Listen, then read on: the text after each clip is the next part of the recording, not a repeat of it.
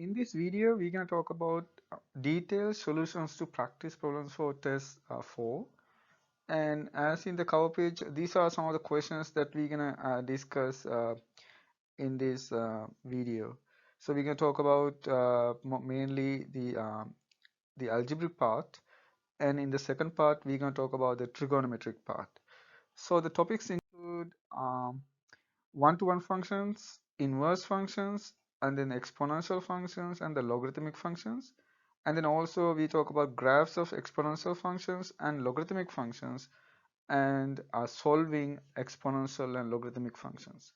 So in the second part, we're going to talk about trigonometric functions.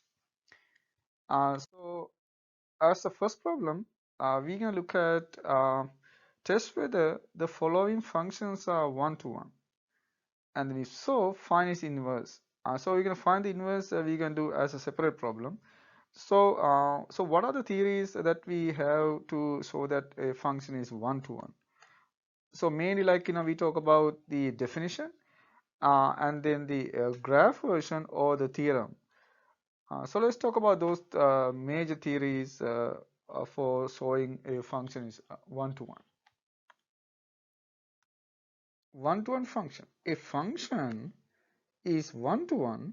A function is one-to-one if no two x values are coming from the domain, no two x values maps to the same y value. So that's the main idea about one-to-one function. There are no two x values that's going to map to the same y value. So that means this can be seen as a diagram like that. So this is the domain and the codomain. So let's say you have two x values. I'm going to call it x1 and x2. So what we do not need is these two values maps to the same y value. So this is what we do not need. So we don't need that. So that means what happened in this case, you can see fx1 equals to fx2 even though x1 not equal to x2. So we do not need that. So this is what we do not need.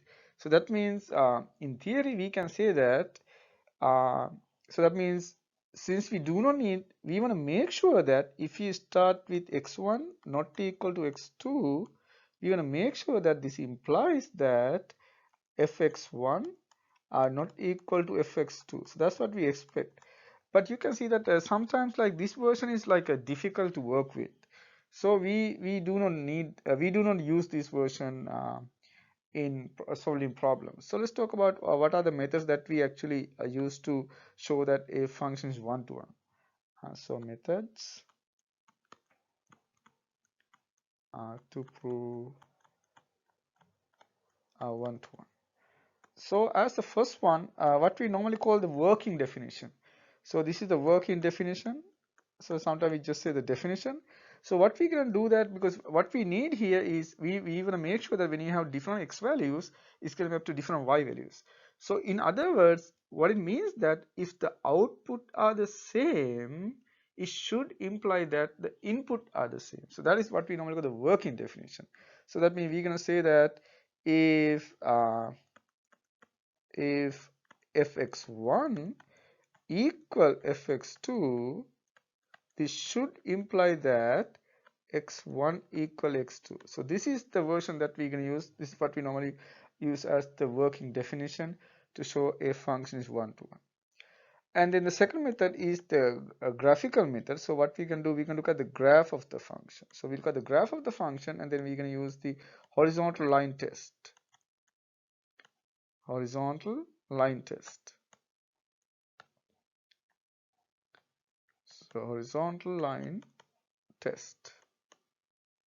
So what the horizontal line test says, so if a graph cuts at more than one point, then it cannot be one-to-one. So that means, let's say this is the graph of a function. So now we draw any horizontal line. So if any horizontal line doesn't cut at more than one point, then it is a one-to-one function. So what we normally say, if you draw any horizontal line, it cannot cut at more than one point. What does that mean? There are no two values giving the same value. That's what it means. If it doesn't cut at more than one point, there are no two values mapping. So we can say no more than, you can say, no more than one intersect, no more than one intersect, no more than one uh, intersection points.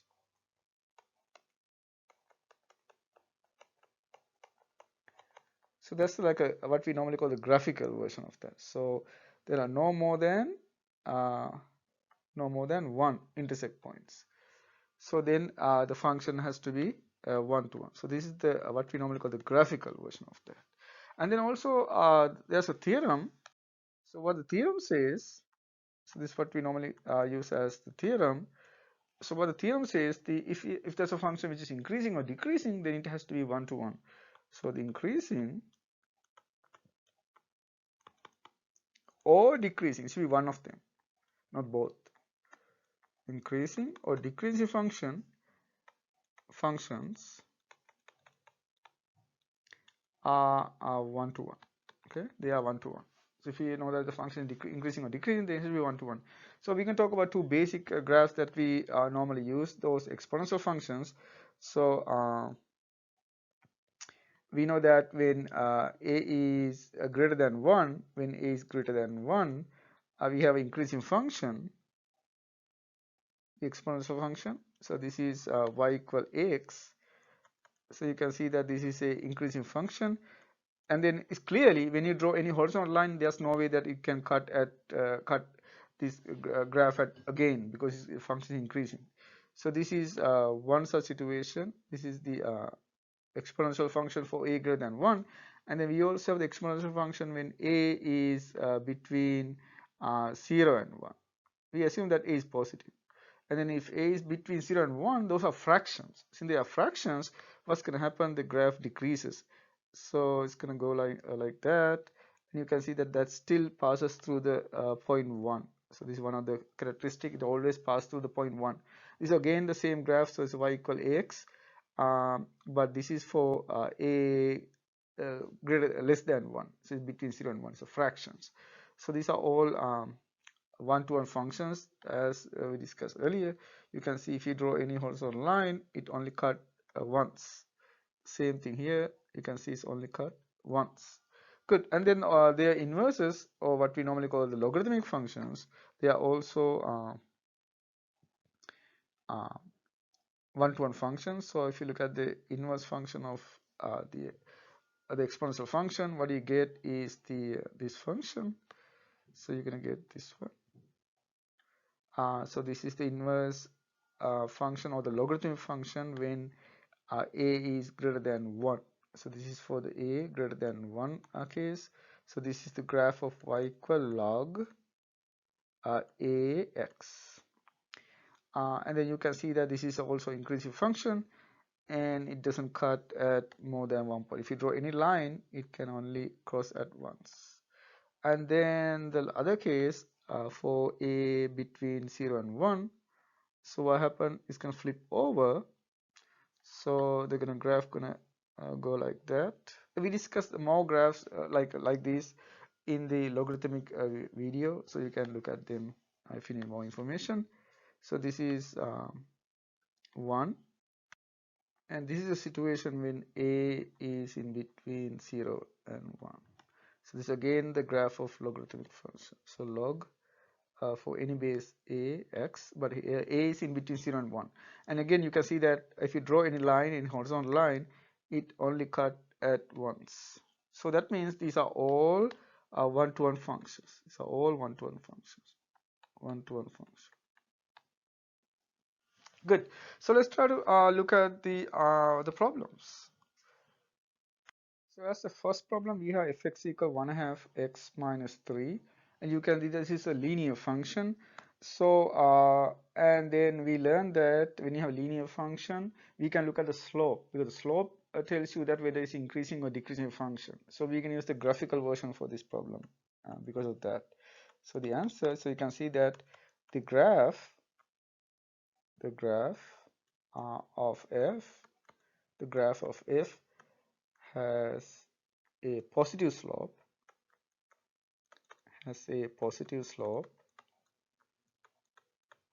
positive slope m. So you can see the slope is 1/2 in this case. So m equal 1/2. So it is an increasing function. So it is an increasing function. Increasing function. So thus it is 1-to-1. Thus it is 1-to-1.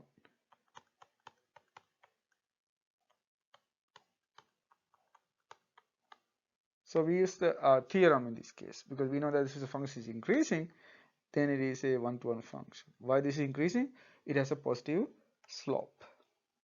Good. So let's go to the next part. As the next problem, we have gx equal x plus 2 to the cube. So for this problem, we can use the definition. What's the definition? We're going to show that if fx1 equal fx2, then this implies that x1 equal x2. This is the working definition. So to do that, what we're going to do, we're going to assume that, so we can assume gx1 equal gx2. So that means you're going to plug in x1 into the function. That means x1 plus 2 to the cube equal x2 plus 2 to the cube. Now what we can do is we can take the cube roots. So taking cube roots,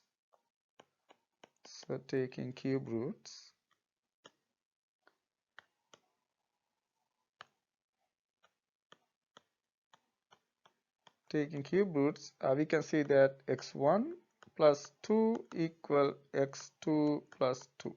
Once you take the cube root, the 3's can cancel out. Cube root means 1/3 power. They can cancel out. And then what we're gonna subtract 2 from both sides. So we're gonna simply write this one as x1 equal x2. So that means that's exactly what we want to prove. We want to prove that if you start with gx1 equal gx2, we can prove that x1 equal x2. So that means by the definition, so you can say by the definition, g is 1-to-1.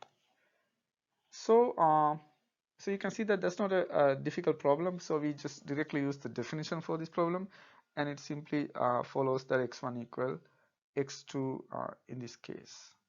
And also you can look at the graphical version for this problem. If you look at the graph, so you see that the graph of this one should look like, so this is just the x cube graph but shifted to the left 2 in it, x plus 2. That means you're going to shift to the left. So that means the graph gonna look like this. This is the number -2 here, and you can see that this is increasing function. So we can also use the theorem for this problem to show that this is a 1-to-1 function. Also, you can have the horizontal line test. So you can have any of those versions, but I will show you how to use the definition for this problem. So let's look at the next one. As the next problem, we have hx equal 3 e to the x minus 1. So here the difference gonna make it the e. We know that e is roughly 2.718. So this is a number bigger than 1. So we can use the properties of exponential functions. So we can say, so I'm going to do this problem in two methods. So let's say method 1. So you can do that. So since e is greater than 1, the hx function, which is a 3 times, just scaling factor, it doesn't change increasing decreasing part, and then e x minus 1. So you can see this is, we have e here, which is greater than 1, and the negative one gonna just shift the graph. This again does not change increasing decreasing, just shift the graph.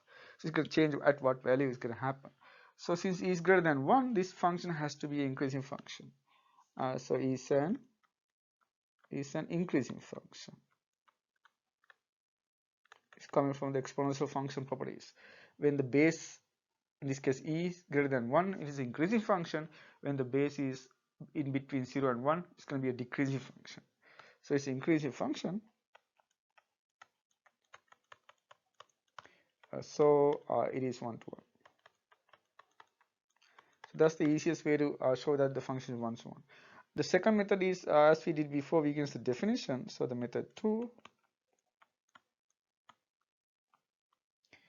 So we can assume that hx1 equal hx2. So the goal is to show that x1 equal x2. That means if you plug in x1, you can see that this is simply 3e x1 minus 1 equal 3e x2 minus 1. And then you can cancel out 3. So you're going to get e x1 minus 1 equal e x2 minus 1. Then we use the standard process. Like if you have like exponential functions, what we normally do, we take the natural log or the log of that one, because since the base is e, we take the natural log. So taking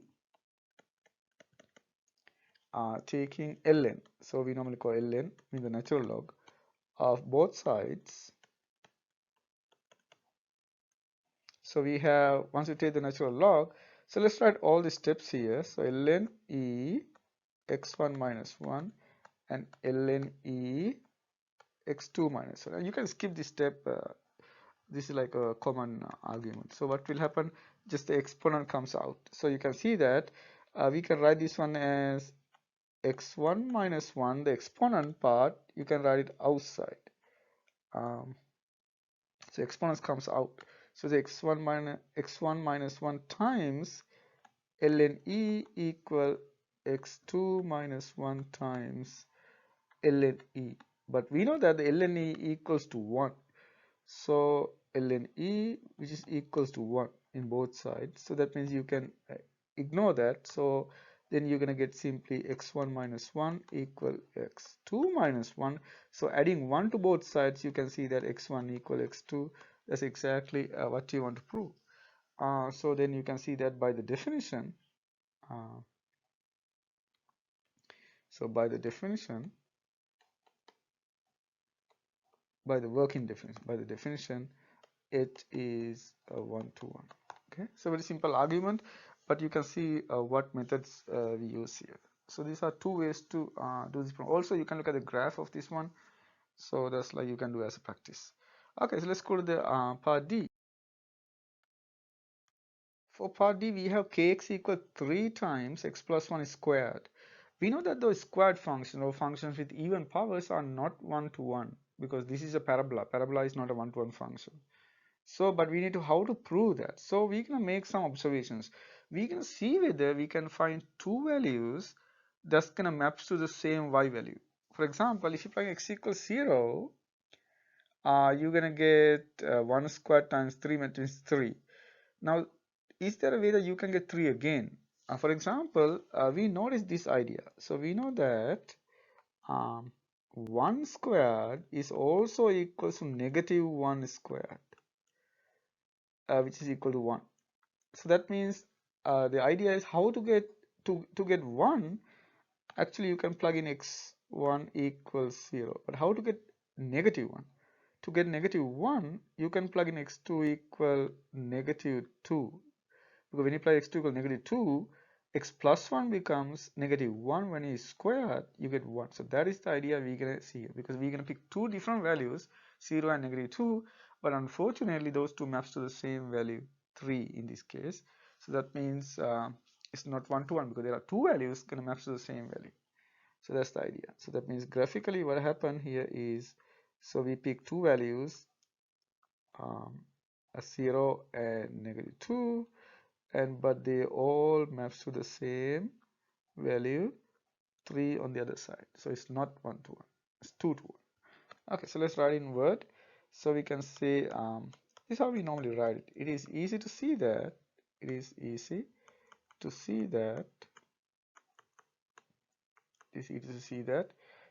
kx is not, I will exaggerate this one, okay, not a 1 to 1.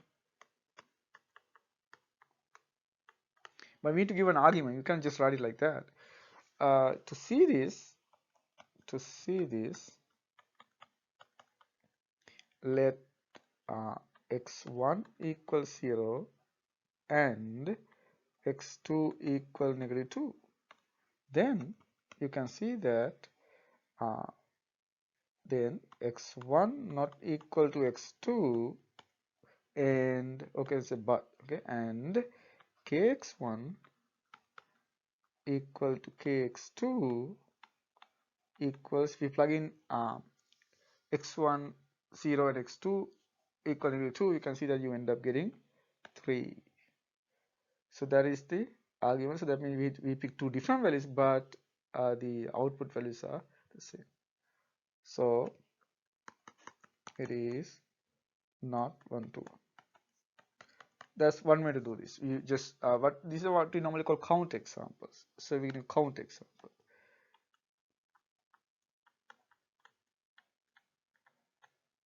Count example. That means that you're going to find some values that like violate the conditions. It's called count examples. Okay, so let's look at the method 2. Method 2 is a graph. So the second method, so we can say method 2. So we can look at the graph, and you can see the graph of this function is, so this is a shifted version of the parabola. So you shift the graph to left by 1. That means so the graph gonna look like this. So it's gonna shift by 1. So that's the graph. So by 1. So shift by 1. So this is a -1. So shift left to the 1 unit, and then you can see.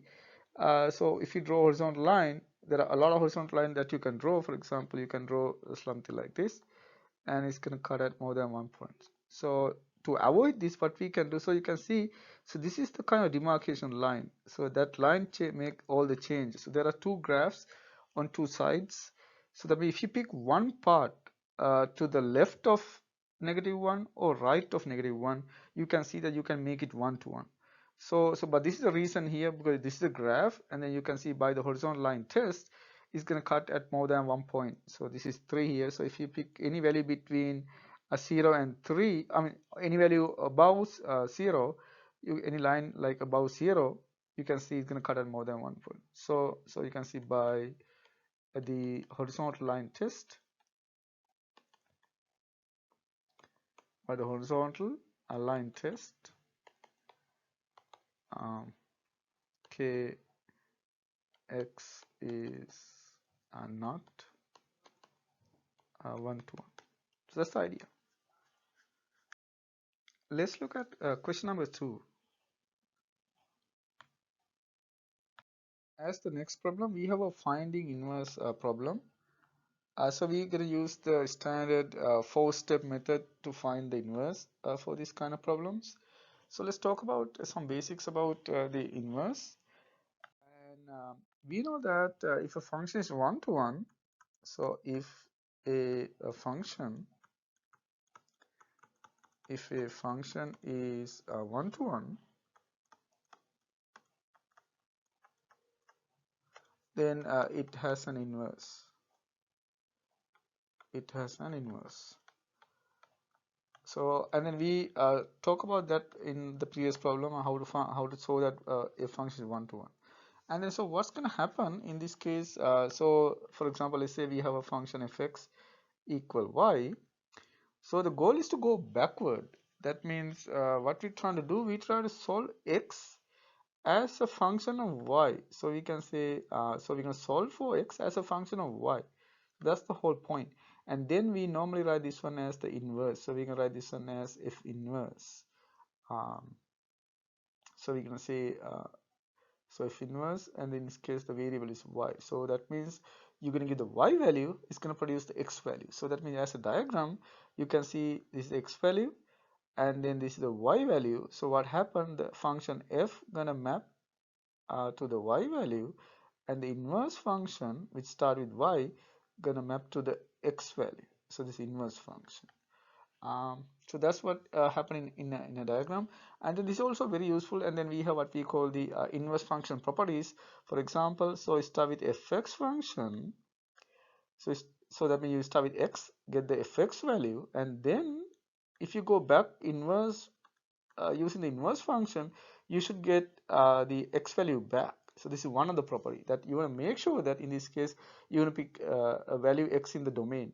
And also you can switch the order. For example, if you start from the left side, that means right side, that means f inverse y, that means you start with any y value on the range side, and then so you go to the left side and then you use the function f, come back to the value that's what happened is going to come back to the y value. So these are very useful. These are what we call the inverse function properties. These are very useful in trigonometry. For example, if you want to show that if you want to find what is sine inverse sine for some uncommon value, like for example let's say pi over 5. So according to this argument, you can see that you should end up with pi over 5 again, because that's where you start with if you use the inverse function properties. Those are kind of things that we use from inverse function. So let's talk about the 4 steps. 4-step method to find the inverse. The first step is always we're going to replace. So replace the function fx by y. So that is the first step. The second step, we're going to interchange the two variables. So interchange, or you can say swap, interchange y and x. And then as the third step, what we're going to solve for y if possible. So solve for y if possible, because sometimes you can't do that. And then finally we're going to replace again. So we're going to replace y with f inverse x to write in using the proper notation. These are the 4 steps to find the inverse function. So let's try to use them to solve the problems in question number 2. So as the first one, we have fx equal 1/2 x minus 3. And then we know that we prove that this is a one-to-one function. So we're going to say if we say one-to-one function, so the inverse exists.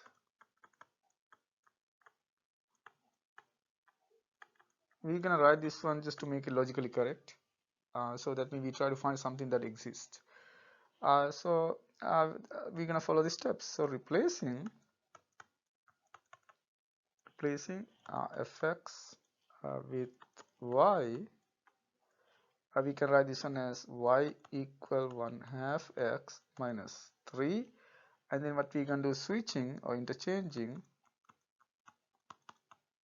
switching x and y, we can write this one as x equal 1/2 y minus 3. After we do that, the goal is to solve for y.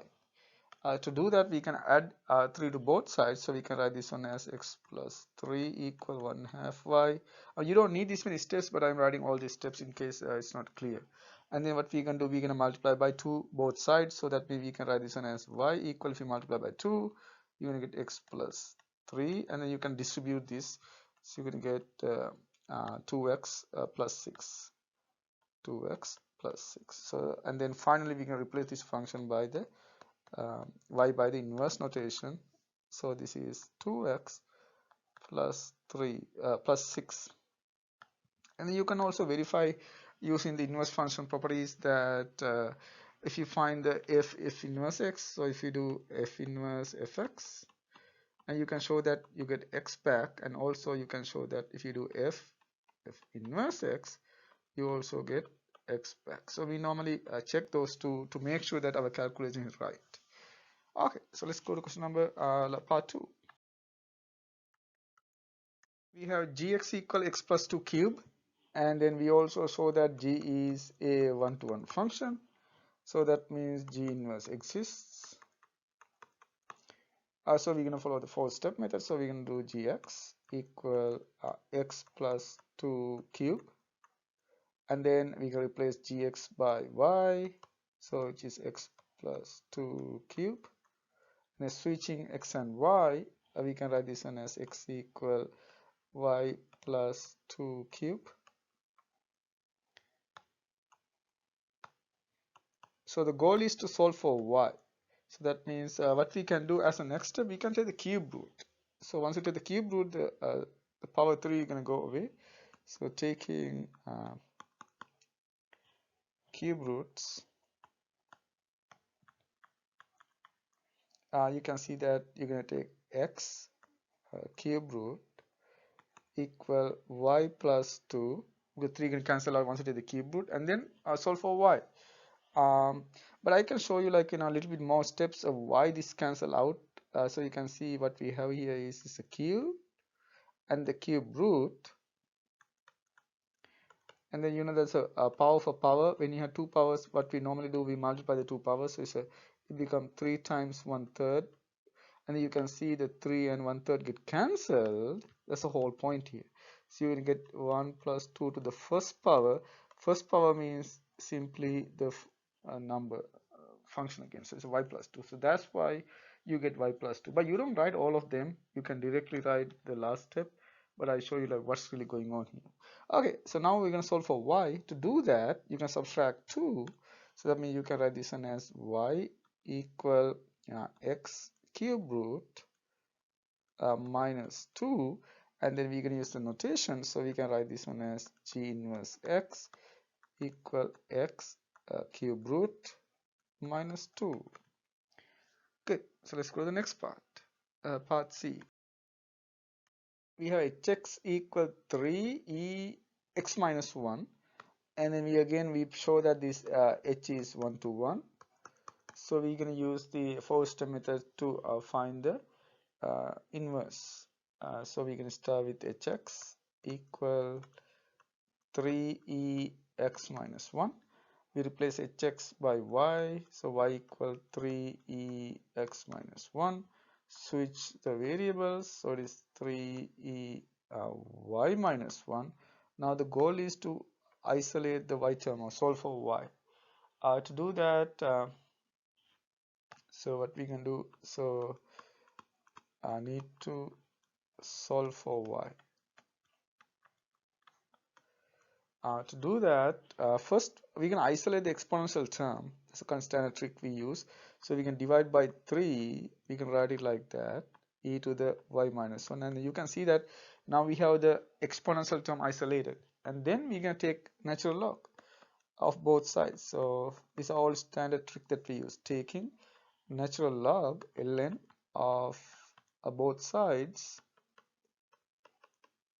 If you take ln of both sides, and you can see that this is ln x over 3, and here what's going to happen, I'm going to write all these steps here. What will happen when you do that, you just power comes out, so just the power term comes out. That's what happens. So it's ln e y minus 1, and then you're going to take the power term out, write it outside. So you can write this one as y minus 1 times ln e, but you know that ln e is equals to 1. Because of that, you're going to get y minus 1. So what result we use here, we know that for any log a to the x to the p, the p is a power, it's going to be, you're going to take p out, and then you're going to see it is log ax. We normally call this power out formula, where the power comes out. So power out formula. So using that, we can write it now. Just adding 1 to both sides, you can write the inverse function here. So you're going to add 1 to both sides. So then you're going to get y. So if you add 1 to both sides, you can say y equal 1 plus ln x over 3, and that is the inverse function. So this is simply the inverse function. This is simply h inverse x. Good. So let's do the next one, part D. In part D, we have Rx equal 3 over 2x minus 5. And again, using the definition is the easiest to show this one. Using the definition, the working definition. Using the definition, it can be shown that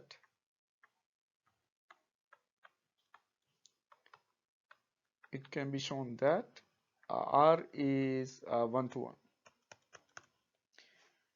So again, to find the inverse, we can use the to find the inverse. we can use a four-step method. So we can start with Rx equal 3 over 2x minus 5. Rx you replace by y, so it's a 3 over 2x minus 5.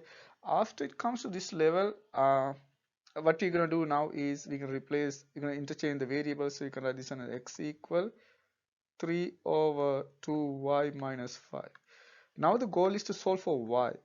So there are two ways to do this. One method is using the cross multiplication. You can cross multiply and collect all the y terms to one side and the terms without y terms on the other side, and then solve, like try to find y as a factor and then divide. But I'm going to use a different method here. The easiest way to get y fast is you're going to flip this equation. So you're going to, when you flip the equation, take the reciprocal upside down. So we're going to say by flipping, because that's the fastest way to get something like that. By flipping both sides, it's again the cross multiplication, but this comes fast. So when you flip, x become 1 of x, because you can write upside down. And here you're going to be 2y minus 5 over 3. You can see y is like top here, so it's much faster now. And then, so I'm going to write the rest of the work here. So you can multiply by 3 both sides now. So you can write this one as 3 over x equal to y minus 5. You see, you add 5 and then divide it by 2. So you first add 5 and divide it by 2. You can write this one as 1/2 3 over x plus 5. Or you can write this one as simply 3 over 2x plus 5 over 2. So that is the inverse function. So we can write this one as R inverse x equal 3 over 2x plus 5 over 2. So that is the inverse function. Good. So let's do the last one. So we have kx equal 3 times x plus 1 squared. Under special domain, we can see this is for x less than -1. Let's look at the graph of this function. So we have the graph of this function like this. So this is the x value and this is the y value, and then but we can see we only pick the values less than -1. So you can see that there are two domains. We have -1 up to -1 one part, and then also another part from -1 to infinity. So you can see if you pick the whole one, it is not a one-to-one function, because the horizontal line test says that it's going to cross at more than 1 point. For example, this one going to cross at these 2 points. But if you pick only one part of the graph, if you just pick only one part of the graph, either left side or the right side, and you can see if you restrict what we normally call the restrict the domain, you can see that it's going to be 1-to-1. So that's why, so we pick the left part for this problem, so that it is a either increasing or decreasing function. So in this case, a decreasing function, so it is 1-to-1. So, but if you take the whole function, it's not 1-to-1. So we can say that k is 1-to-1. K is an 1-to-1 function. But if you take the whole function, it's not 1-to-1. You have to restrict the domain here. So use four-step method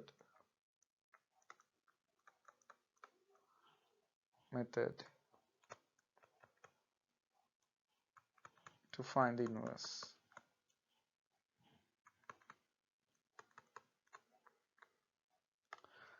So again, as we normally do, so we can start with the kx equal, so 3x plus 1. We also need to write the domain now, because without the domain you cannot do anything, because it's not going to be 1-to-1. So let's see how all the switching happens now. So we can do, this is y equal 3x plus 1 squared, x less than or equal to -1. Oh, this is the important step. Now we're going to do the switching. So we're going to be x, so it is 3 y plus 1 squared. This x now become y because you switch the variables. So this is a very important step. Now the goal is to solve for solve for y. So as we do, first we divide by 3, so we can write this one as x over 3 equal y plus 1 squared. again y less than or equal to -1. Now we can take the square root, but we normally know that when you take the square root, you're gonna get two answers, plus or minus. But that doesn't happen here because the reason is we restrict the domain, so that means we're gonna get only one appropriate domain. We're gonna make sure that whatever the value y has to be less than -1. So that means, so we can say taking square root, taking square roots,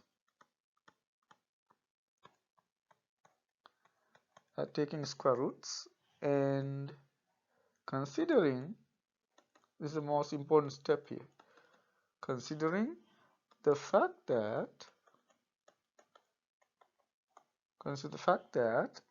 y is less than or equal to -1, and you can see that you cannot have the positive root now, because if you have the positive root, that means you are adding something, that means it can increase, so that means the y less than or -1 condition violates. So that means we only have the negative square root. So instead of the square root, you have plus or minus, but we only get the negative square root. But then you can see that on the other side is y equal y plus 1.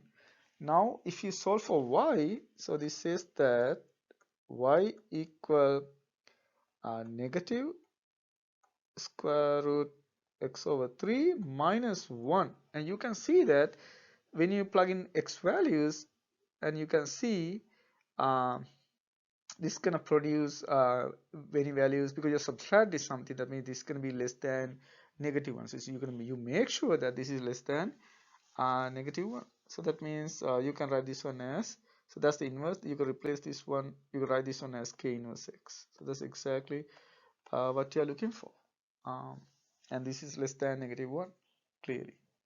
So that's where we use the condition, because we pick appropriate root, because we're going to get plus or minus, but in this case we only pick the -1 because we're going to make sure that y is less than -1. Good. So also I would like to graph this one because it's a very special situation. So let's see what's the shape of the graph now. So what we have, we only have the left side of the graph, so that means it's going to look like this. So so this is the original graph. So we have from negative, so that's the part of the first graph going through a -1. But what we do is we're going to flip over the y equal x-axis to find the inverse. That's what we normally do. So this is y equal x. You're going to flip over. So once you flip over, this point gonna jump to -1 on the other side, and then you're gonna get the graph like that. So that's the graph you're gonna get. Let's start at -1, and you can see it's below. So you can see this is a graph now. You can see it is less than -1. Less than -1. Good.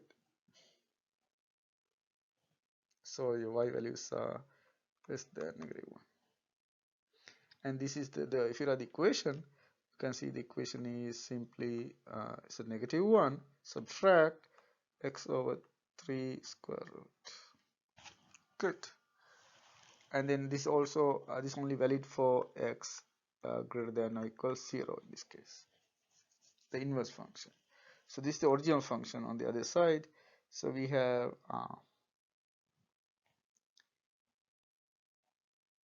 y, you can write y, so y equal 3 times x plus 1 squared for x less than or equal to -1. Okay, so that's about that. So you can see that's very clear the conditions, and it's a little complicated problem, but this is how you're going to solve a problem like that. So let's go to the next problem. So in this problem we're going to do solving exponential equations. So we can talk about several major methods. So we have these major methods to solve a problem. So the first one is what we normally do when you have a exponential equation. Let's say x equal ay. So you get a question like that. What we can do, we can write the logarithmic version of that. So that's one of the thing that we can do. So for example, this means that y equal log base a x. So sometimes that's gonna give you the solution. So this is the first method. This is for any base a.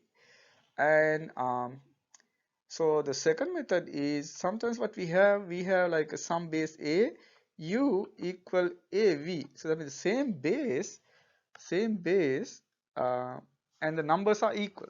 If you have same base and the numbers are equal, this implies that u equals v. The reason is exponential function is 1 to 1. So that's the reason y equal ax is 1 to 1, because it's 1 to 1.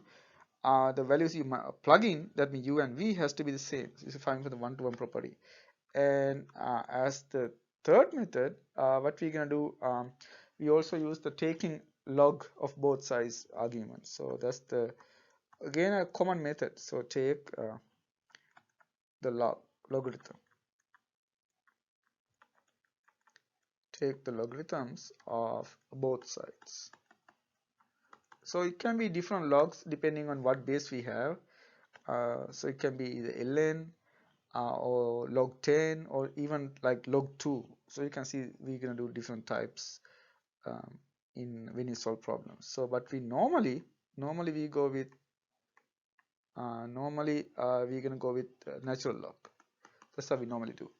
Okay, so those are the kind of techniques that we use to solve exponential equations. So let's look at the problems that we have. So we're going to solve these 4 problems. So one is like a basic natural log problem, and then so we have like different bases, and also there are problems that you can bring it to the same base, and then just one exponential term. So those are kind of different situations that we're gonna solve. One exponential term, 2 exponential terms, and different bases and equal bases. So let's look at the first one. So we have 4 equal 5 times e to the 2d minus 1. And one thing you'll notice is that there's an exponential term here, one exponential term. So what we normally do is we can isolate the exponential term. So isolating the exponential term. To do that, what we can do, we can divide by 5 both sides. So we can have 4/5 e to the 2t minus 1. And then once we have a term like that, what we normally do is you can see that here the base is e, so we can take the natural log of both sides. So we can do taking ln both sides, so taking natural log, so we say ln of both sides. So once we take the natural log, we can have on this side ln 4/5, which is one fraction. And here what's going to happen is this is ln e to the 2t minus 1. And when you have something like that, what will happen? Exponent comes out. So you can write this one as 2t minus 1 times ln e. And then you know that ln e is equals to 1. So this simply becomes 2t minus 1. Now to solve for 2t, what we're going to do, we're going to add 1 and then divide by 2. So we can write this one as 2t equals 1 plus ln 4/5, and then we divide by 2. So that means t equal 1/2. So you have 1 plus ln 4/5. So that is the solution to the problem. So it's not that difficult. So we isolate the exponential term and then take the log, and then we can solve the problem like that.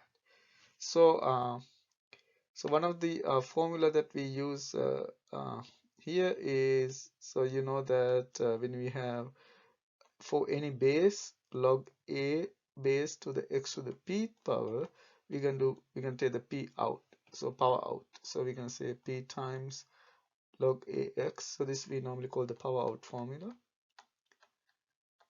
Power out formula. Good. So that's the formula we use here.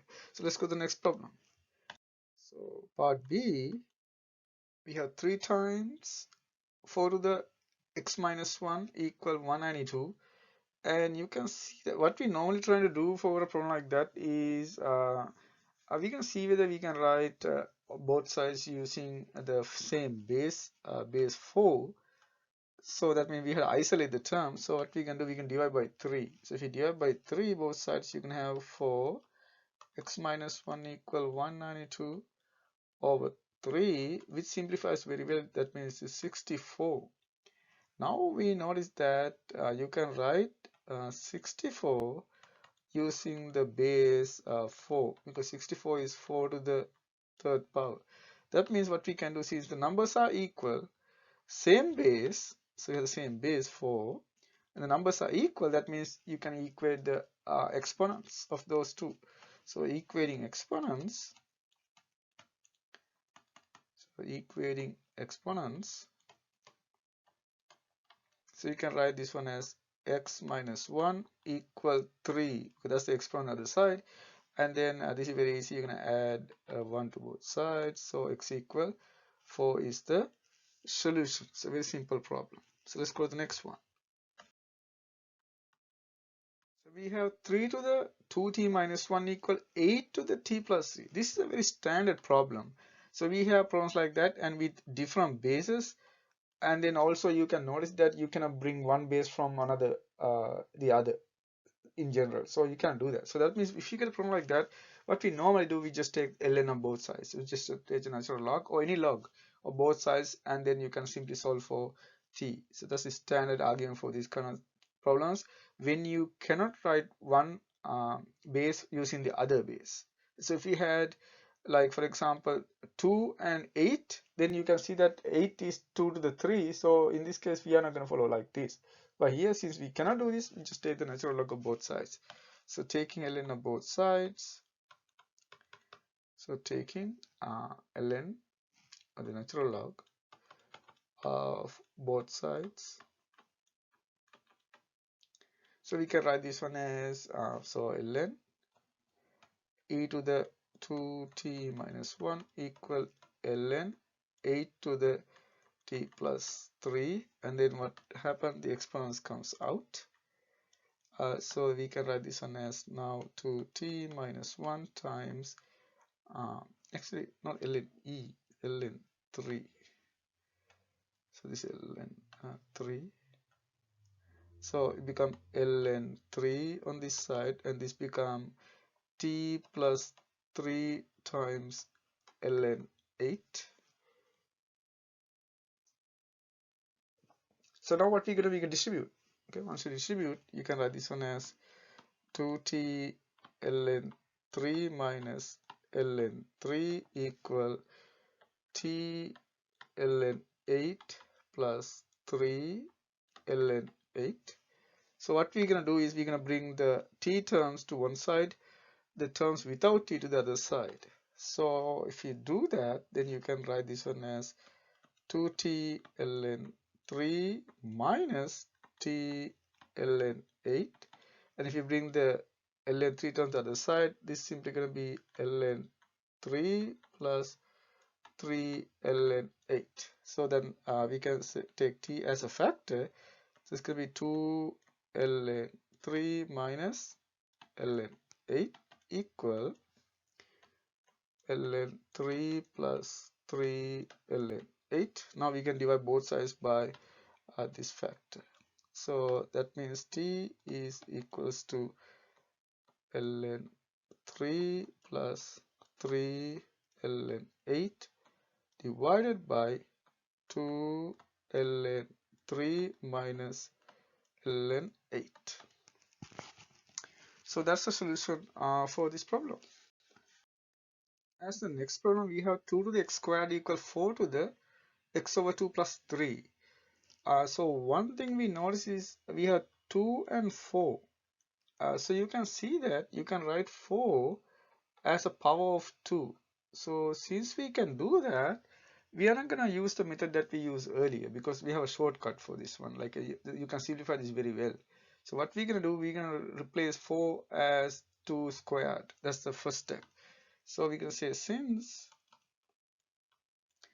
4 equals to 2 squared, we can write this equation as 2x squared equal, we can replace 4 by 2 squared. So we can write it like that. and then x over 2 plus 3. Then we're going to use one of the formula in algebra. We know that if you have a power of a power, am to the nth power, what we normally do, we're going to multiply the two powers. We can write this as m times n. So we can use that argument here since we have two powers here. This is first power, and then we also have a second power. So we're going to multiply the two powers. So we can write this one as 2 to the 2 times x over 2 plus 3. We multiply the two powers. That means this is simply going to be 2x squared on this side. Here is going to be 2. We multiply the two powers, so it's going to be x plus 6. And now you can see that have the same base and the two numbers are equal. So that means since the using the property of one-to-one function property, the exponents has to be the same. So equating exponents. So equating exponents is a one-to-one property of the exponential function. So we simply equate the exponent. So that means x squared is the exponent on this side. The other side is x plus 6. So you equate them. Now we're going to bring all the terms to one side. So we can write this one as x squared minus x minus 6 equals 0. And then this is very easy to factor. So this is the number we have is negative 6. And then we're going to factor this as negative 3 and 2. So those are the two numbers goes here. So that means x minus 3 x plus 2 equals 0. And equating each factor 0, so we can write this one as, these are all the steps we are going to do, or x plus 2 equals 0. We're going to get x equal 3 or x equal negative 2 as solutions, and you can check that both of these solutions are going to work for the original problem. Good. So that's how you solve the problem. As the next problem, we have graphing exponential functions. So we can recall two major graphs of exponential functions. We have for a greater than 1, we have this increasing graph. This passes through 1. So this is the y equal a to the x when a is greater than 1. And you can see it increases and it's always passed through 1, which is asymptote at the horizontal asymptote at, so that's horizontal asymptote. So which is the y-axis. And when a is smaller, that means like a fractions. When a is smaller, what happens? The function decreases. That still passes through 1. So this is the graph when a is a fraction. So it's smaller of 1. So we can also notice, like for example, using one like a, we can consider two cases like this. So we have y equal ax, or we can have y equal 1 over ax. You can write both cases like this, where a is greater than 1. So this can consider both cases, like the y equal ax is the first case when a greater than 1. When a less than 1, you can write this one using a larger a, but we can write upside down. So you can write like that. So that's how we're going to remember this one. So ax or 1 over ax. So that means if you combine these two, we have one special case for the exponential function. So we can draw, we can have this one. So for the exponential function, we can have, so like for base e, so this is y equal ex, and then this is y equal e negative x. It's going to pass through the same value. You can see it's going to pass through the same value. So that's the graph for y equal, we normally call e to the negative x. So so that's like, you can put all them together and they say pass through the same value 1. So this is another one that is very useful. So one of the argument that we're normally gonna do here is, you can see that y equal e to the negative x is simply equals to 1 over e to the x. You can write this one as 1 over e to the x. So that's exactly the same argument that we just did. So it's like 1 over a, where in this case e, which is greater than 1. So this is a kind of argument we normally use to remember these graphs. Okay, now we can look at the problem. So as the next problem, we have these three. So let's look at the first one. So we y equal 3 times 2 to the x plus 1. We can use a step-by-step approach to graph this function, starting with one of the non-functions, because we have a to the x function that we know the graph of that, and then we can use transformation techniques to get the other one. So we're going to start with y equal 2x, and then we're going to graph y equal 2 to the x plus 1. So you can see that this is the left by 1, and then we're going to do the scaling. So we're going to go y equal 3 times 2 to the x plus 1. That's just the scaling factor. So we have these graphs. So first graph is just a standard ax graph. This is increasing because a is greater than 1. So that's the graph of y equal 2x. And then what we're going to do, we're going to shift the graph to the left by 1. That means what happened, this 0 going to move to -1 now. So that means, and then this 1, so that means the point moves to that point. So that means the new graph going to look like this. So you can see that it's changed the intercept. Now the intercept is at 2. Earlier it was at 1, but now it's at 2. You can find this value, just plug in the 0 to the corresponding function. If you plug in 0, you get 2 to the 1, 2 to the 1 means 2. And finally what we can do, we can scale this. So scale means you can multiply this by 3. That means all the y coordinates goes 3 units up. So that means at -1, it is not 1 anymore, it is 3. So it's going to be 3 now. And then it's going to graph at 6. The graph going to, because if you plug in x equals 0, you get 6. 3 times 2, 6. So that means the graph is look like this. All the values multiply 3 times. So it's going to go like that. So you can see this intercept is 6 now. So this is the final graph. The asymptote, the horizontal asymptote is at is y equals 0. So you can see y equals 0 is a horizontal asymptote. Y equals 0 is a horizontal asymptote, and it never changed because we did not do vertical shift. It's just scaling. Scaling doesn't change the asymptotes. Only the shifting change it. Good. So let's go to the next part. We have y equal 3 minus 1 of 4 to the x. And we can do this problem in several different ways. What we're going to do here is we can notice that you can rewrite this one as 3 minus 1 4 to the x. So once you do that, you can see this is the second version. So this is the second version. Second version means 1 over a type. So we know the graph of 1 over a. So we can start with that and then do the negative sign and then add 3. So we're going to go with those steps. So we can see we can start with 1 over y equal 1 over 4 to the x, because we know the graph of this one is a decreasing graph. And then we're going to do the shifting, so negative 1 over 4 to the x. And then we can do y equal, you add 3. So it's 3 minus 1 over 4 x. So you add 3 in the last step. So those are the 3 steps that we're going to do. So we're going to get these graphs. So the first one is the standard decreasing function. So it's going to go, you can decrease, which passes through 1. So that's the first graph, because a fraction. Fraction increases, the power means it's going to decrease. And then the next one is it's going to flip over, because the negative sign means a flip across the x-axis. So what happened? You're going to get a graph like this. Again, now it's going to pass through -1. The asymptote does not change.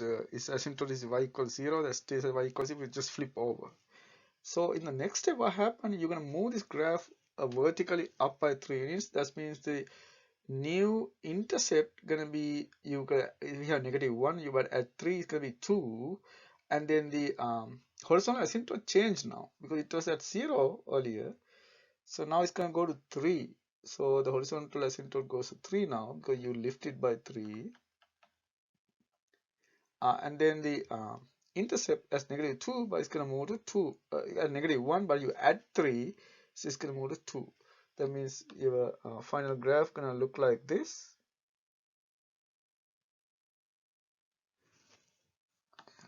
Doesn't look right. So yeah, so it's going to pass through 2 now. 2, so that's the final graph of this function. So it's change the asymptote. So the vertical asymptote is horizontal asymptote is at y equal 3 now. So horizontal is y equal 3. Good. Intercept is 2. Good. So let's go to the next one. We have y equal 3 minus 2 e to the 1 minus t. So what we normally do is we can write this one in the standard form. We can write this one as 3 minus 2 to the e. We can pull the negative sign out. We can write this one as t minus 1. So we can write it like that, this standard form, because then we can see that this term represents just a horizontal shift to the right. So that's the easy way to look at this one. Again, we're going to go step by step. So we're going to consider like 4 cases right now. So we're going to go with y equal e to the negative t. That's a standard function. And then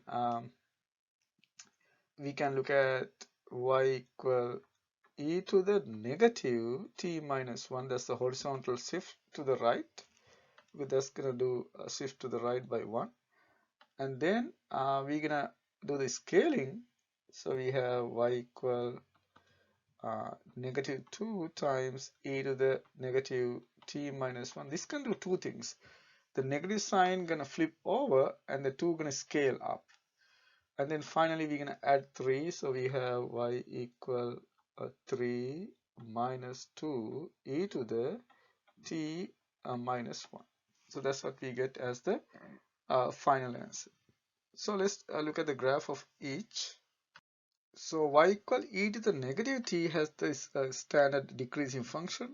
So it's going to go like that, which passes through 1. Thus e to the negative t looks like. And then we do the shifting, and you can see you can shift to the right by 1. That means the 0 gonna move to 1, and then the value state at 1. So that means the new graph gonna look like this. This passes through that point and have the same asymptote.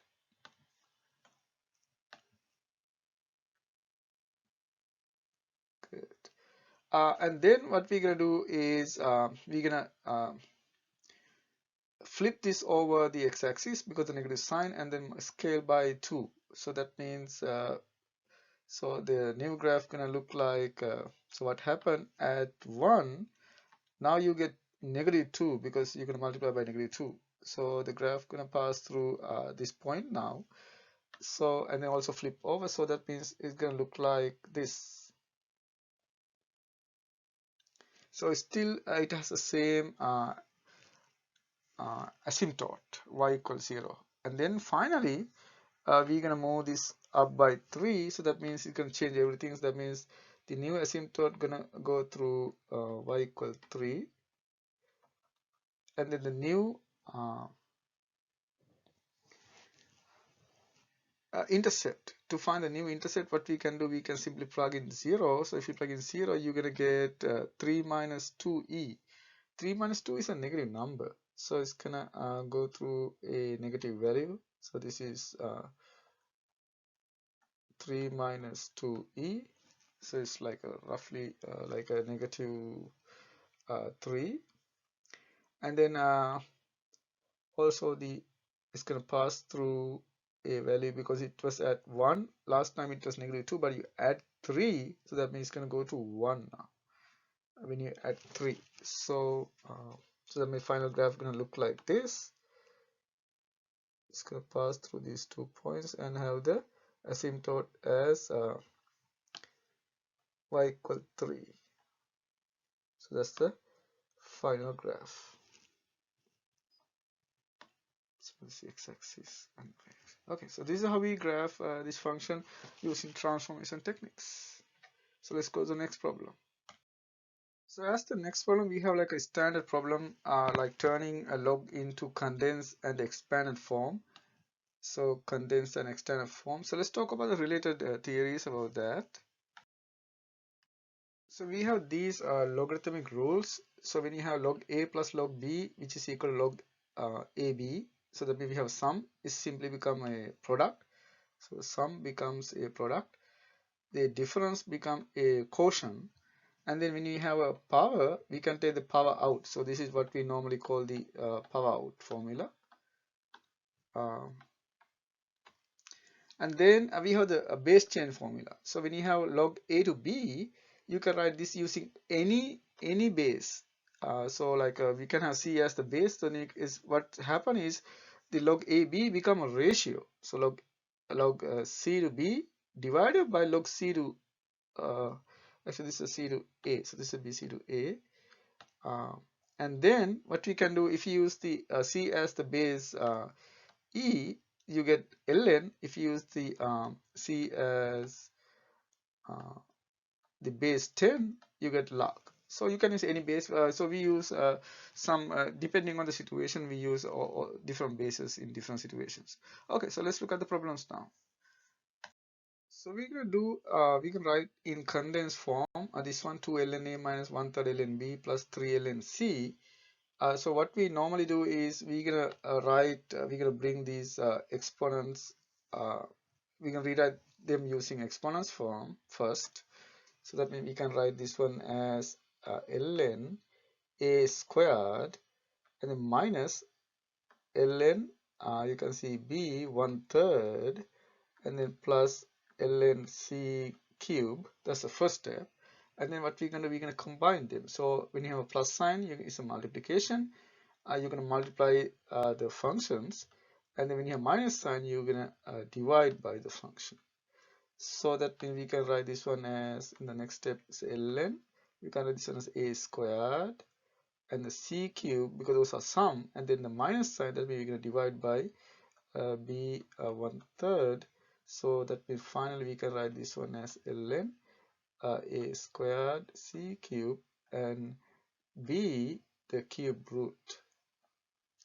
So that's the answer for that problem. So let's look at the next one, part B. So we have log x plus 1 minus 1/2 log x squared plus 1 plus log x. So the first step is we're going to bring this as a power. So that means we can rewrite it like this. So we can say this is log x plus 1.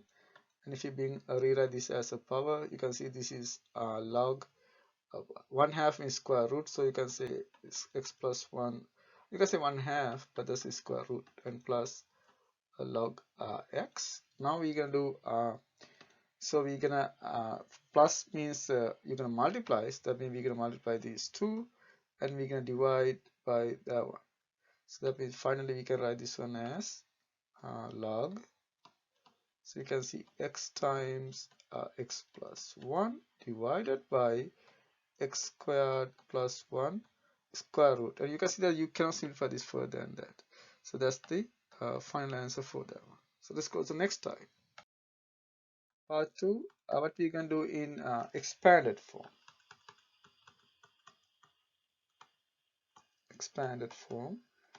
So the first one, we have log 50 x cube y divided by fifth root of x z squared minus 4. So that means we can rewrite this one as log 50 x cube y over z squared minus 4 1/5 power, and then the product becomes sum, and then the quotient becomes a difference. So that means we can rewrite this one as so you can see there are three terms here. We have 50 and then x cube and y, and then you're going to divide these by the term in the bottom.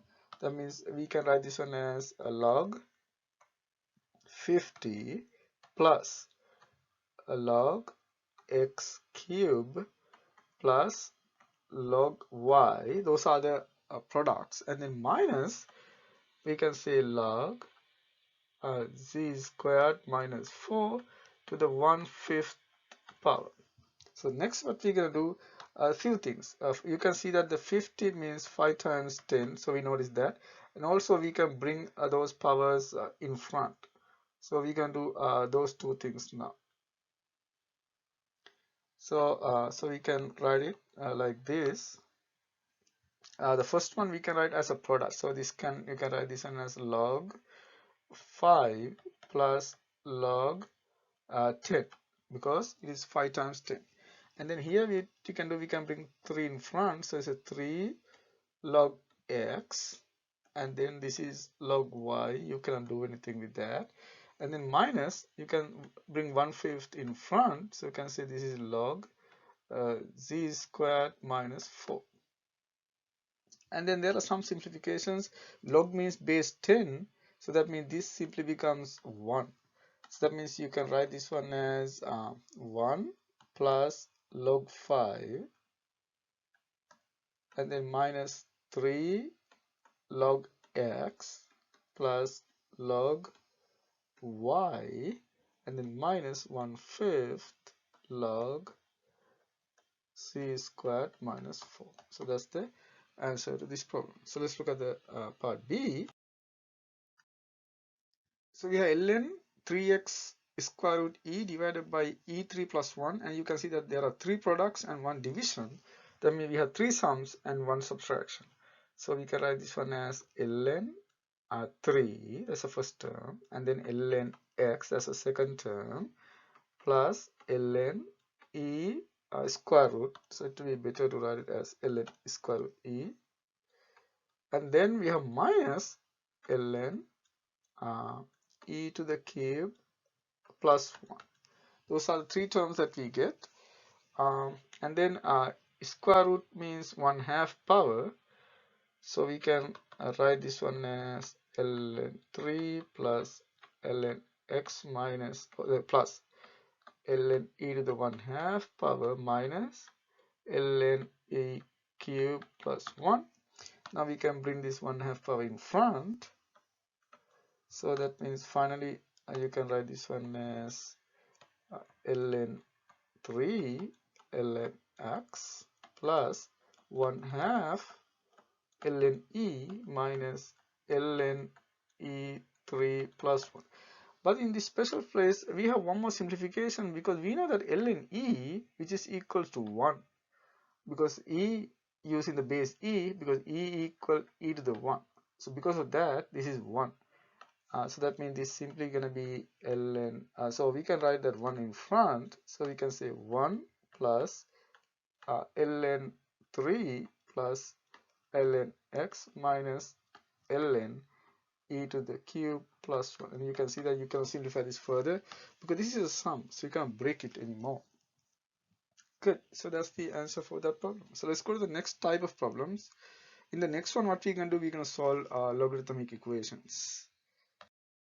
So there are a few basic things that we're gonna talk about when we solve logarithmic equations. So solve log equations.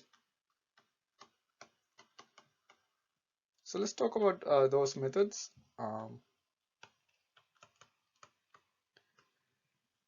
So we have these.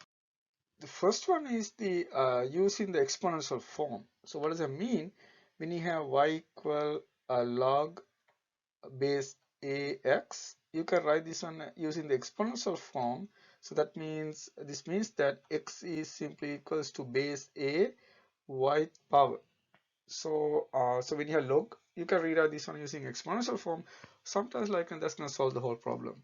So the next one is the combine log terms. So you're going to combine log terms. So combine log terms, and as the next one we have take ln. So the next step is take ln. So that's another major technique. So take ln or any other log. So take ln of both sides. And we also do the base change formula. So base change formula.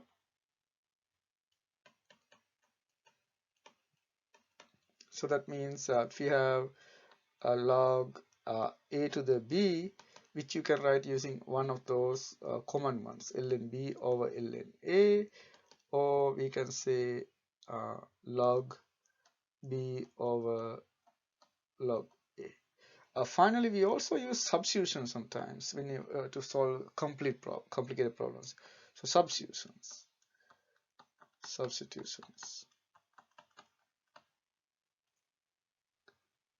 Good. So let's see how we use these different techniques to solve certain problems. So these are the problems that we have. So we have these 5 problems. So let's look at the first one.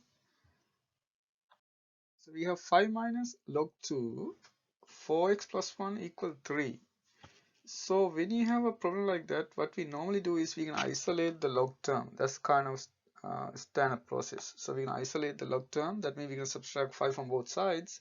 So you can write this one as minus log 2 4x plus 1 equal 3 minus 5, which is negative 2. And then we can multiply by negative sign or divide by negative 1.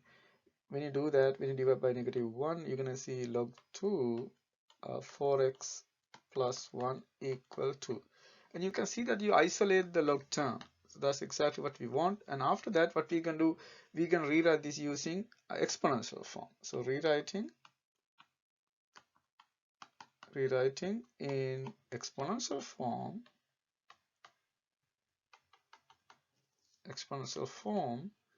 and you can see that this you can write this because the base is 2. So that means you can write this one as the number 4x plus 1 has to be base 2 to the 2 power. So this power is 2. So that's the power and that's the base.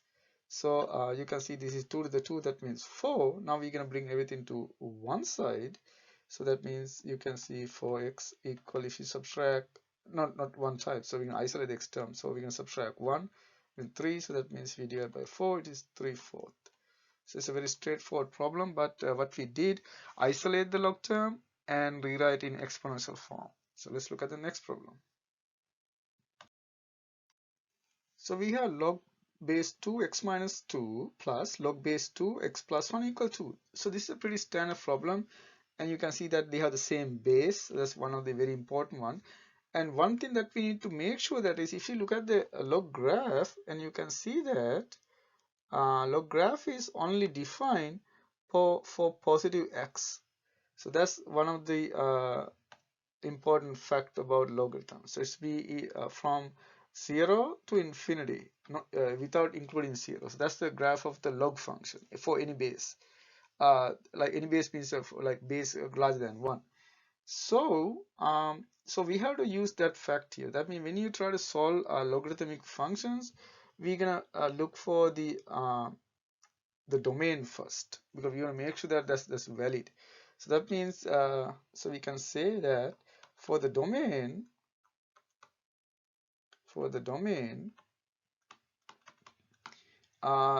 what should happen is we're going to make sure that this term is greater than 0 and also this term is also greater than 0. So that means it's an AND one, because we should both should satisfy. So that means x minus 2 has to be greater than 0 and x plus 1 greater than 0. So the first one says that x greater than 2. The second one says that x greater than negative 1. That means x has to be larger than the larger. That means this means that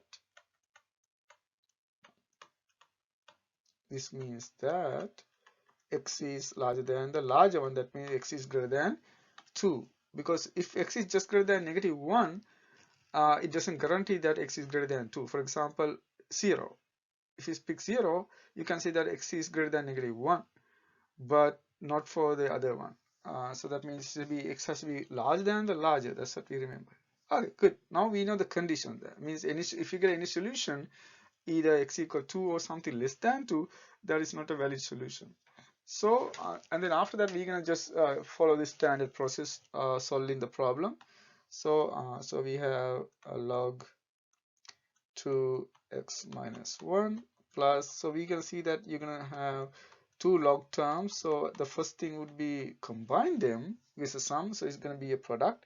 So so combining, so we can write this one as log 2. So we're going to take the product of the two. So x minus 1, that's not x minus 1, x minus 2, and then x plus 1. And then what we do after that, so this is just one log term. Since it's a one log term, we can use the exponential form. So using the exponential form,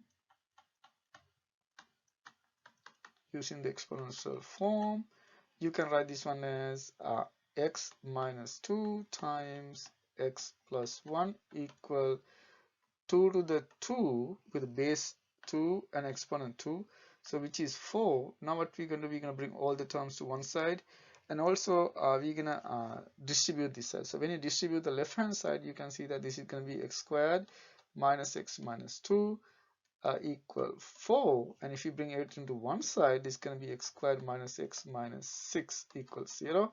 So this is very easy to solve. We're going to factor this, so we have negative 6.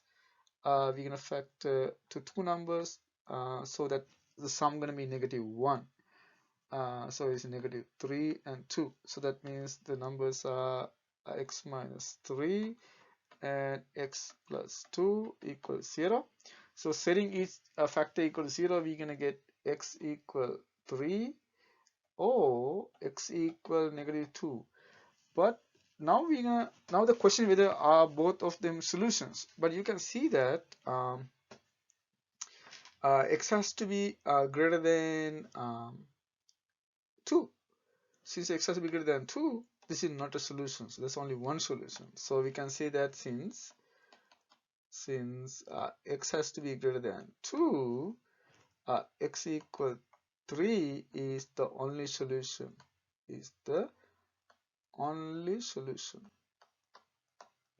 Okay? That's how you solve a problem like that. So let's go to the next problem. So we have log x plus 2 plus log x minus 1 equal 1. So the major difference between this problem and the previous problem is we have a base 10 now. Log means the base 10. So otherwise the steps are pretty much the same. So we can start with the domain requirement. So from the domain requirement, from the domain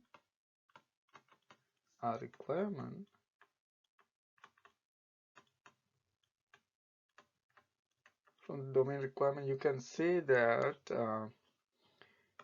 the x minus 2 has to be greater than 0 and x minus 1 has to be greater than 0. So we can say x plus 2 greater than 0 and x minus 1 greater than 0. So the first one says x has to be greater than negative 1. The second one says x is greater than 1. That means the larger one is 1. So that means x is greater than 1. So this means that the x is greater than 1. So so we have two sums. That means we can write this as a product. So we can say this is log. I'm going to exaggerate. This is base 10. So we can write this as a product. So plus 2 and minus 1 and equal 1. So we write the exponential form.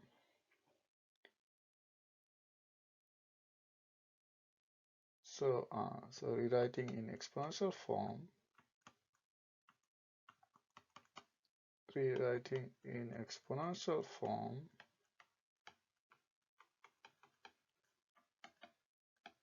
So you can write this one as x plus 2, x minus 1 equal base is 10 to the first power, which is 10.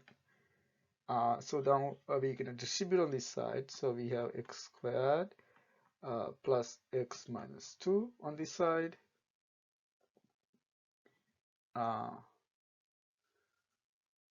And this equals 10. Now taking all the terms to one side, so this is going to be x squared plus x minus 12. So you have negative 12. You need two numbers. So we have 4 and negative 3 because they're going to sum to 1. So that means the two numbers so two factors are x plus 4 and x minus 3 equals 0. So this says that x equals negative 4 or x equal 3. And you see that x equal negative 4 is not a solution because x has to be greater than 1. So since x has to be greater than 1, x equal 3 is the only solution. Good. So so you can see it's very straightforward, and the domain requirement is one of the big factor when you solve logarithmic equations. So let's do the next one, part D. So we have log base 4 to the 3x minus 1 plus base 2 x plus 1 equal 3 halves. So this problem is completely different from one we did already. So the difference is that we have different bases. So what we're gonna do, we try to rewrite them using a same base. So that's the whole point for this problem. So what we're gonna do is, so we notice that we have different bases. So we have different bases. So we're gonna use the base change formula. So that's what we try to do. So use a base change formula. I use base change formula.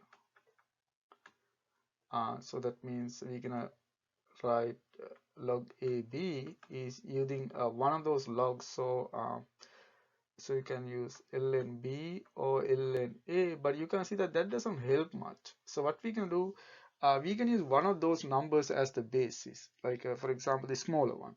So that means we can use the log base 2. So 2b over log base 2a. So that's the important factor. So we can, because you can write 4 in terms of 2. So because of that, we use base 2 in this case. So again, this is a log problem, so we can use the domain requirement. So we can say for x to be in the domain,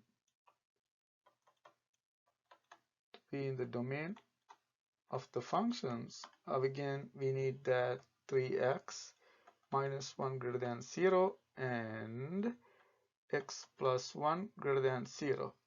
So that means this says that x has to be greater than 1/3. This says x is greater than negative 1. So the larger one is 1/3. That means so x has to be greater than 1/3. Now what we can do, so we have log 4 3x minus 1 plus log 2 x plus 1 equal 3 halves. What we can do, we can take base 2. We're going to change base change formula. By using base 2, we can rewrite them. So so we can say using base change formula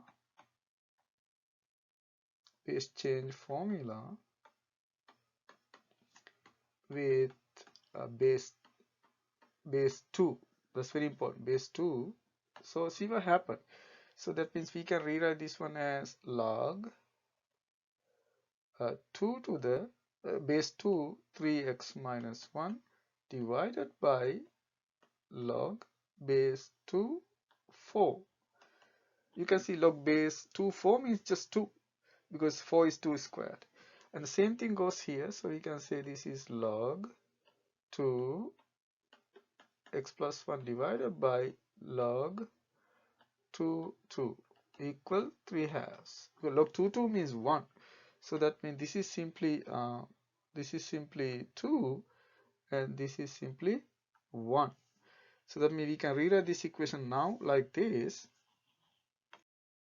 So we can write this one as log 2 3x minus 1 divided by 2 plus log 2 x plus 1 over 1 equal 3/2. Now what we can do, we can multiply by 2 both sides. So multiplying by 2 both sides, we can write this one as log 2 3x minus 1 plus 2 times log 2 x plus 1 equal, if you multiply by 2, it's going to be 3. Next, what we can do, we're going to bring this factor coefficient as a power. So we can rewrite this one as now log 2 3x minus 1 plus, you can rewrite this one as log 2 x plus 1 squared equal 3. Now we can combine these two logs into 1. So that means this is log 2. If you combine, this is 3x minus 1 and then x plus 1 squared equal 3. So since we have only one log term, what we can do is we can use the exponential form now. So using exponential form,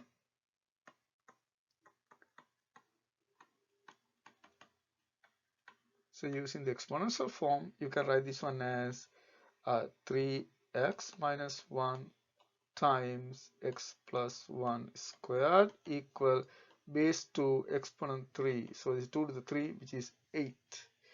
Now what we can do is we can distribute the left hand side and try to write as one equation.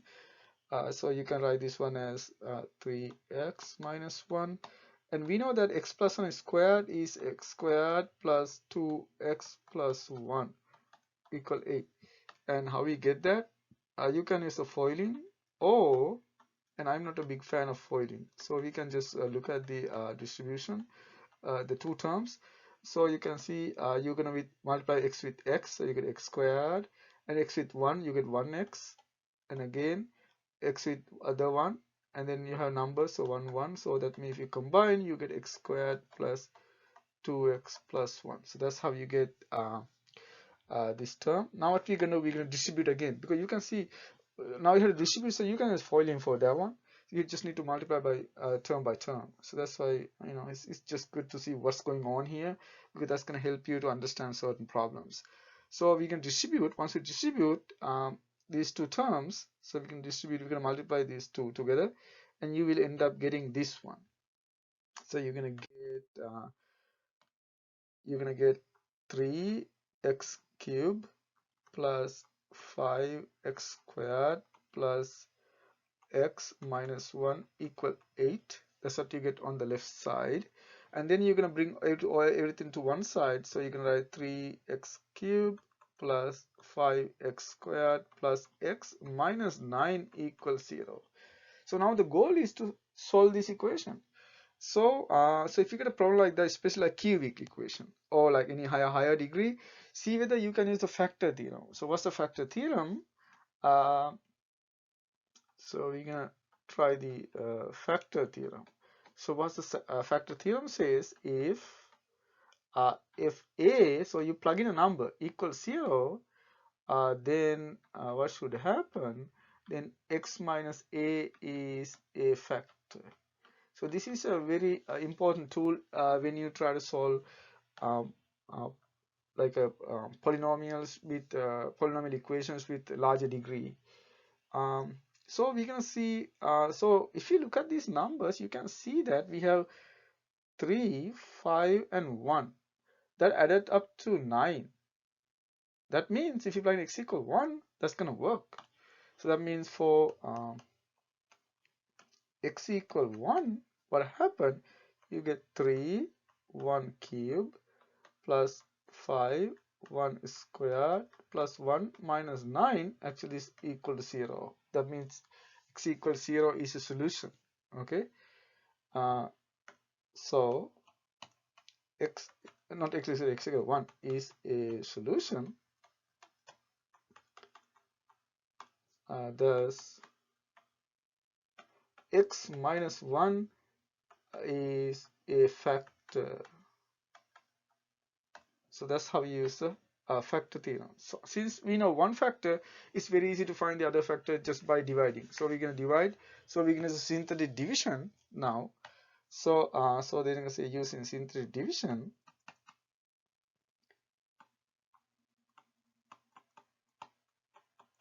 Using synthetic division, and if you don't know, if you forget how to use the synthetic division, and there's a video in the channel, then you can see how to use synthetic division and even long division and other things. Okay, so we go with the factors, go with the coefficients. So we have the coefficients are 3, 5, 1 and -9. Those are the coefficients of the original polynomial. So we can divide by, so we put the 0 here.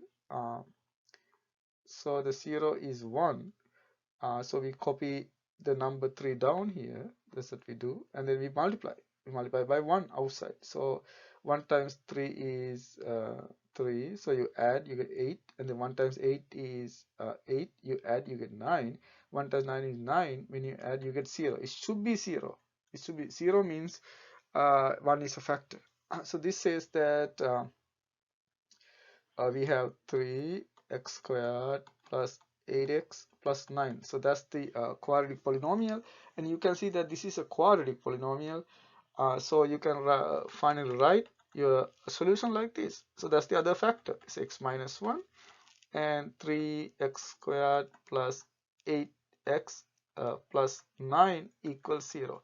So to solve the quadratic, what we can do, we can look at the discriminant first. So if you look at the discriminant, as we normally call the delta, which is b squared minus 4ac, so which is 64. B squared means 64 minus 4 times a means 3 and 9, and you can see you get a negative number. Since you get a negative number, there are no real solutions for that that part of the equation. So there are no real solutions. Since there are no real solutions, the only solution is x equal 1.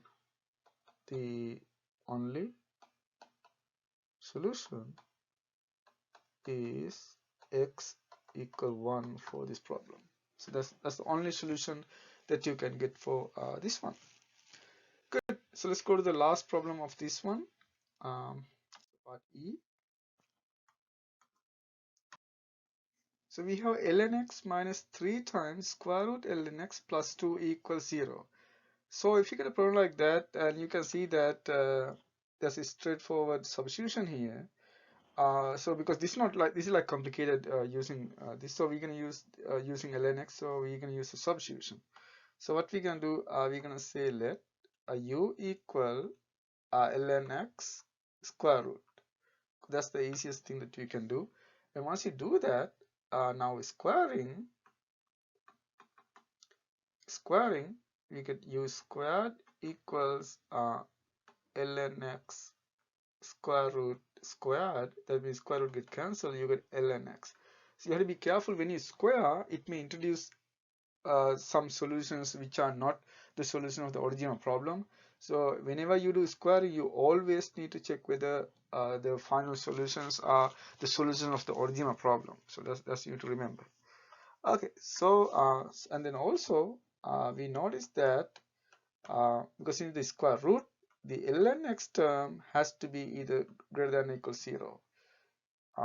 So that means only x that works is x greater than or equal 1, because we know, like from the logarithmic graph, that's the ln graph, so you can see that is after 1 these are positive, so this is a graph of ln x. So that means, so because of that, so that means only solutions that you're going to get are the solutions that are greater than or equal to 1, because that's going to produce anything either 0, like non-negative values. So that's why we need that requirement. Okay, so we have that.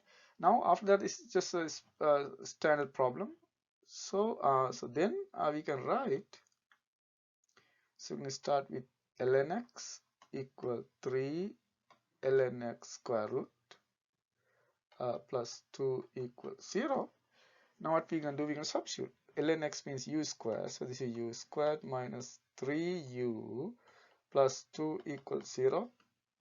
This is very easy to factor. So the two factors are u minus 1 and u minus 2. So this says that u equal 1 or u equal 2. Now what we can do, we can substitute back because u means ln x. So we can say this is ln square root x equal 1 or ln x square root equal 2. Now we can square this again. Once we square, you can see that ln x equal 1 or ln x equal 2 squared. That means 4. Now what we can do, we can write the exponential form. Okay, using exponential form, so we can say rewriting in exponential form. Rewriting in exponential form.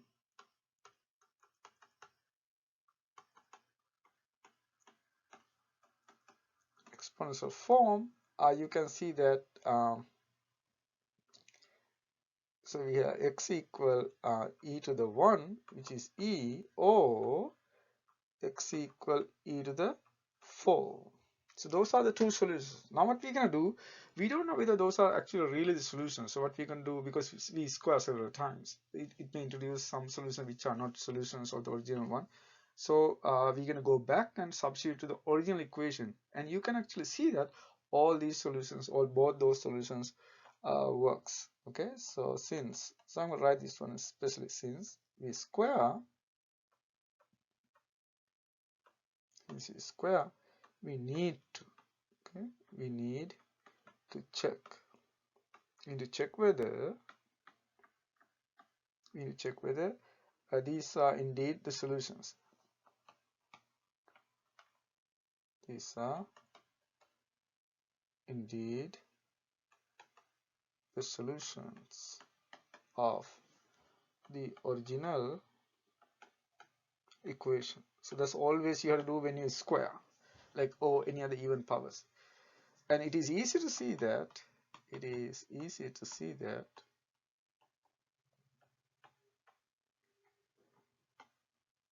That both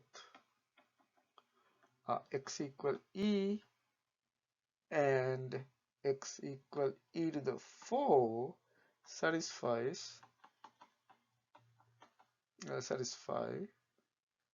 the original equation. Okay, so that means so the solutions are x equal e or x equal e to the 4. Okay, so let's look at the next problem. So we're going to do graphing logarithmic equations. So let's look at two major graphs that we use for logarithms. One is if a greater than 1, if a greater than 1, we have this graph which passes through 1, which has a vertical asymptote. The y-axis is a vertical asymptote that passes through 1.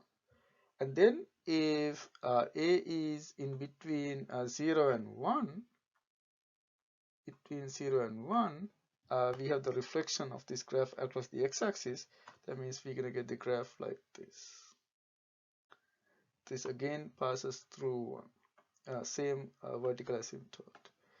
So that's a graph for a between 0 and 1. So this is y equal ax in both cases.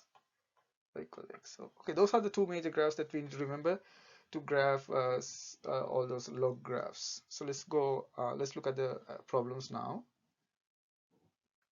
So we will graph these three functions. One is a ln, one has a base like between 0 and 1, the other one has a base greater than 1. So let's see how we can graph these three functions. We're going to follow the step-by-step approach. So let's look at the first one. So we have y equal 2 minus 3 ln x. So we can start looking at the graph y equal ln x first, that we know. And then we're going to do y equal minus 3 ln x. That's going to flip the graph across the x-axis and scale by 3. And finally we shift by adding 2. We're going to shift vertically by 2, adding 2. We lift the graph by 2. So let's look at the three graphs now.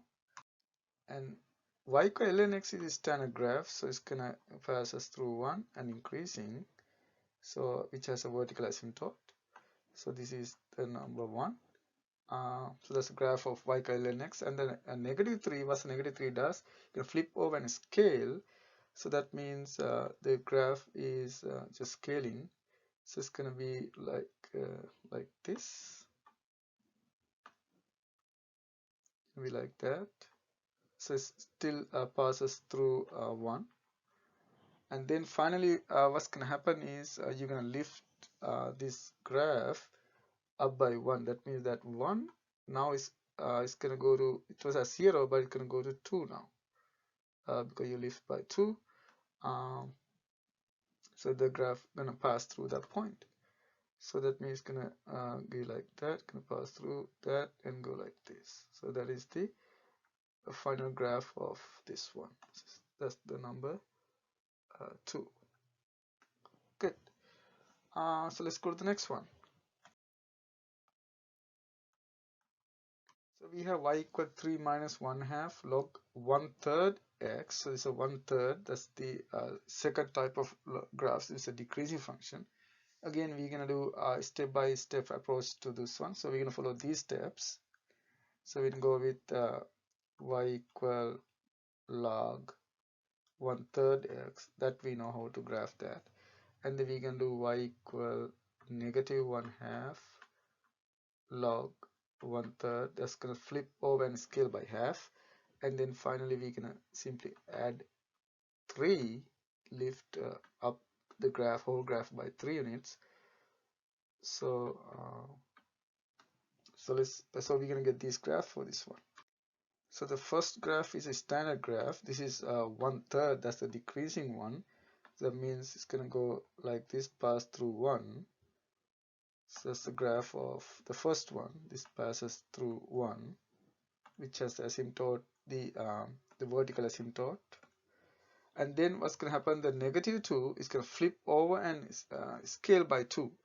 That means the new graph going to go through this, you get half values. All the values are half. So it's going to go like that and go through like halfway in between. So like that. So that's the graph of the second one. And then but you're going to flip over also. So so that means we have this one. So it's going to go like this. And it's also passed through 1, no changes to that. And then what's going to happen next, since you add 3, this point moves to 3 now. So that's the difference. So it's going to go to 3.